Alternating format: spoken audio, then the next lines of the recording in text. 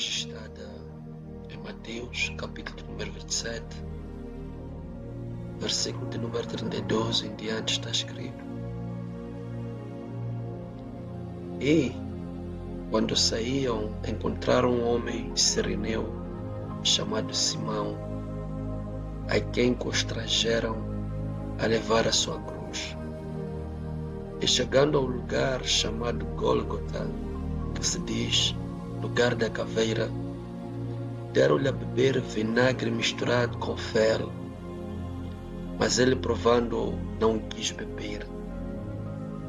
Versículo 35 diz: E havendo-o crucificado, repartiram as suas vestes, lançando sortes, para que se cumprisse o que foi dito pelo profeta: Repartiram entre si as minhas vestes, e sobre a minha túnica lançaram sortes. E assentados o guardavam ali, e por cima da sua cabeça puseram escrita a sua acusação: Este é Jesus, o Rei dos Judeus. E foram crucificados com ele 2 salteadores, um à direita e outro à esquerda. E os que passavam blasfemavam dele, maneando as cabeças e dizendo: Tu que destróis o templo e em 3 dias o reedificas, salva-te a ti mesmo, se és filho de Deus, desce da cruz. E da mesma maneira também os principais sacerdotes, com os escribas e anciãos e fariseus, escarnecendo, diziam: Salvou os outros, e a si mesmo não pode salvar-se. Se é o Rei de Israel, desce agora da cruz e creremos nele. Confiou em Deus, livre-o agora, se o ama, porque disse: Sou filho de Deus. E o mesmo lhe lançaram também em rosto os salteadores que com ele estavam crucificados. E desde a hora sexta houve trevas sobre toda a terra, até a hora 9. Perto da hora 9, exclamou Jesus em alta voz, dizendo: Eli, Eli, lama sabachthani. Isto é, Deus meu, por que me desamparaste? Amados, nós lemos aqui uma porção da palavra de Deus que nos traz aqui um ensino de 2 visões que esta passagem de Mateus, ou 2 lições que esta passagem de Mateus vai agregar nas nossas vidas.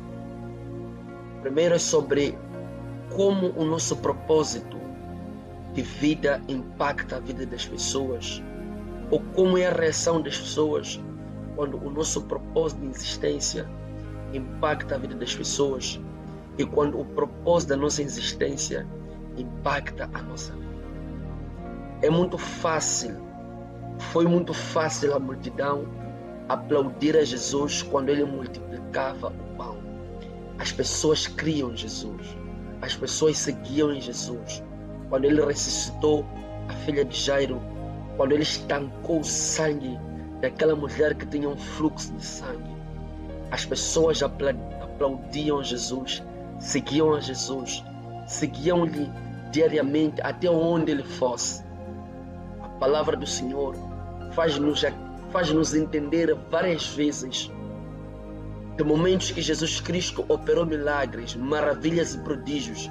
Quando Jesus Cristo multiplicou o pão e os peixes no deserto, no lugar onde era impróprio que houvesse mantimento daquela magnitude, no lugar onde não havia fertilidade, talvez para a operação de um milagre. Tanto é que acabou se chamando isto milagre, porque não era o lugar adequado onde poderia haver multiplicação. Era muito fácil para a multidão aplaudir a Jesus, porque o propósito da existência de Jesus impactava a vida das pessoas de uma forma direta, para o bem das pessoas. Era bom para as pessoas, era bom para a multidão comer sem precisar trabalhar, era bom para a multidão ser curado das suas enfermidades sem precisar sair e ter com um médico, sem precisar pagar nada. A palavra do Senhor, ela diz que a mulher do fluxo de sangue gastou toda a fortuna que tinha com os médicos daquela cidade. Eu acredito que provavelmente qualquer novidade que ela ouvisse sobre um novo médico, aquela mulher corria atrás à procura da sua saúde. Mas quando se tratava de Jesus, as pessoas tinham certeza de que perto dele tudo que era problema virava solução e achava a resposta. Tudo aquilo que era impossibilidade, na presença de Jesus, tornava-se possível. A palavra de Deus, ela faz-nos entender que o propósito de Jesus, quando impactava de forma direta a vida das pessoas, as pessoas sentiam-se acolhidas, as pessoas achegavam-se a Jesus.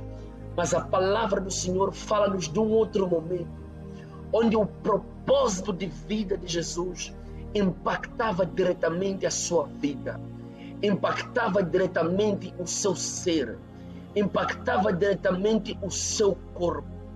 Há um momento em que aquilo que nós temos vai alegrar os outros quando compartilharmos com eles. Mas há um momento em que aquilo que nós somos vai ter de impactar diretamente a nossa vida. Preste muita atenção nisso. Enquanto o propósito de Jesus impactava a vida da multidão, Jesus era aplaudido pela multidão. Mas quando o propósito de Jesus começou a impactar diretamente a vida de Jesus, as pessoas começaram a zombar de Jesus. As pessoas começaram a zombar da essência do ser de Cristo. As pessoas começaram a zombar, a caluniar quem Cristo era. Preste muita atenção nisso. Enquanto você viver para as pessoas vão te aplaudir, as pessoas vão te receber, as pessoas vão te acolher, as pessoas vão te dar o melhor lugar, as pessoas vão te fazer sentar no lugar de destaque, as pessoas vão te dar o melhor nome, as pessoas vão te honrar com qualquer coroa que eles tiverem à sua disposição.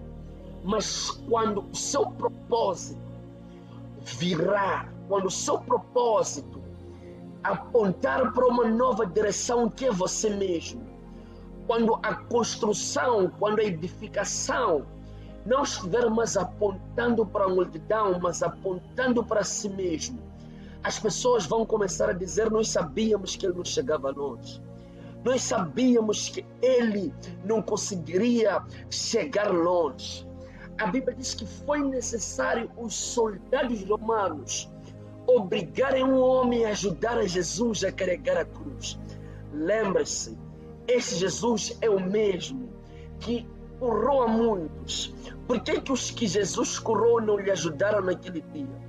Este Jesus é o mesmo que ressuscitou a Lázaro, é o mesmo que ressuscitou a filha de Jairo, é o mesmo que ressuscitou o filho daquela viúva, é o mesmo Jesus que deu visão a Bartimeu. Mas hoje foi necessário que soldados obrigassem alguém a carregar a cruz de Jesus. Foi necessário que os soldados obrigassem alguém a carregar o propósito de Jesus. Quando a vida chegar neste patamar, quando o teu propósito atingir este patamar, é preciso aprender qual a lição da vida de Cristo. Há um momento onde as pessoas vão te abandonar. Há um momento onde as pessoas não farão nenhum caso de ti. Pelo contrário, muitas bocas vão te acusar, muitas bocas vão te denigrir, muitas bocas vão te fazer recuar, muitas bocas buscarão enfraquecer os teus ossos.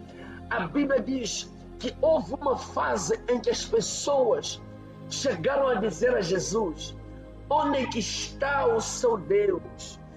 Cadê aquele que tu chamavas de Pai? Cadê aquele que tu dizias que te dava força para destruir o templo e o reedificar em 3 dias? Quando chegar este momento, lembre-se, O teu propósito vale mais do que qualquer milagre que você fez. E o maior milagre que você poderá fazer nessa fase é permitir com que Deus realize aquilo que Ele desenhou desde a eternidade. O maior milagre que você pode fazer nesta fase é permanecer na cruz. O maior milagre que você pode fazer nesta fase é cumprir o teu propósito. Se Deus lhe chamou a pregar, pregue quando todos estiverem te crucificado.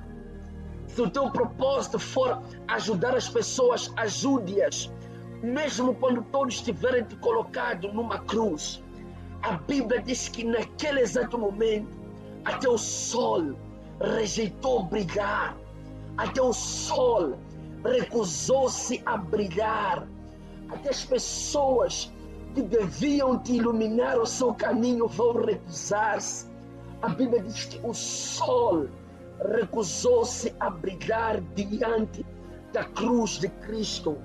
O sol recusou-se e a terra ficou em trevas. Listen, há um momento onde haverá trevas. A vida vai te trazer trevas. A jornada vai te trazer trevas. Quando Jesus subiu em Gólgota, trevas vieram na terra. Quando você estiver a subir, lembre-se, há um momento de escuridão que vai aparecer na tua vida. Quando você estiver a subir, escute, nem sempre trevas significam que você está para baixo. Nem sempre trevas significam que você está na cova. Em algum momento trevas significa que você está perto do sol. Você está perto do lugar do seu brilho. Você está perto do lugar da sua realização. Você está perto do lugar da sua glória. Cristo Jesus tinha a cruz como lugar da sua glorificação. Tanto que ele orou em João 17 dizendo: Pai, glorifica o teu Filho com a mesma glória do princípio. A mesma glória que o Senhor me deu desde o princípio, dê-me agora. A Bíblia diz que a terra ficou em trevas. Quando a terra estiver em trevas para si, quando os homens estiverem em trevas para si, lembre-se que é um Deus que criou os céus e a terra era sem forma e vazia, e trevas cobriam a face do abismo, até que Deus começou a falar. Deixe que Deus fale nas trevas do teu propósito, que Deus fale na escuridão do teu chamado, na escuridão do propósito pelo qual tu existes. Permita com que Deus pronuncie uma palavra aí. E enquanto você ouve a minha voz, eu declaro em nome do Senhor Jesus que você não termine na primeira fase do teu propósito. Você não termina quando o povo te aplaude porque você impacta a vida deles. Você chega muito além. Você permite com que o propósito de Deus impacte a sua vida. Que o propósito de Deus impacte as suas entranhas. Que o fogo de Deus volte a arder dentro de ti. Que a chama da presença de Deus volte a arder em ti. Enquanto você ouve a influência da minha voz, eu declaro em nome do Senhor Jesus que o propósito de Deus sobrevive apesar das trevas da terra. O propósito de Deus sobrevive apesar das acusações da humanidade.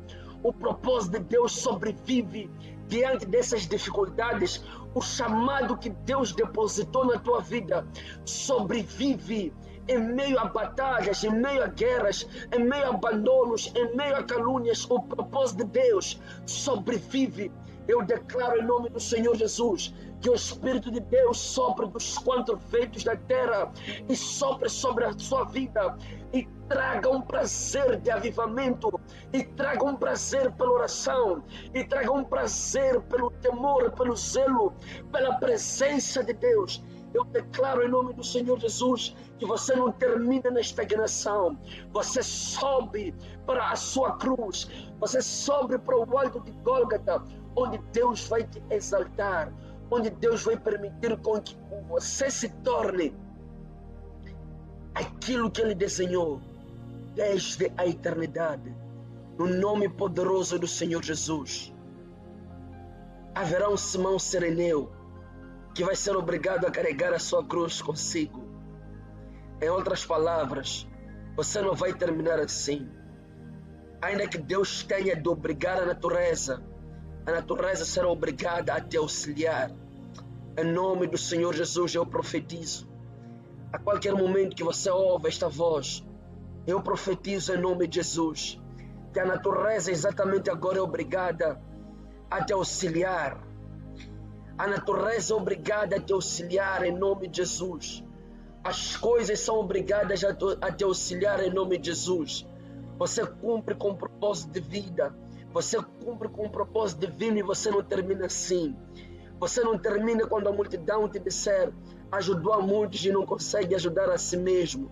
Em nome de Jesus, eu declaro a ajuda do alto sobre a tua vida e você sobrevive nas trevas da vida e você vive para brilhar a glória de Deus, no nome poderoso do Senhor Jesus. Que Deus abençoe a sua vida poderosamente, em nome de Jesus.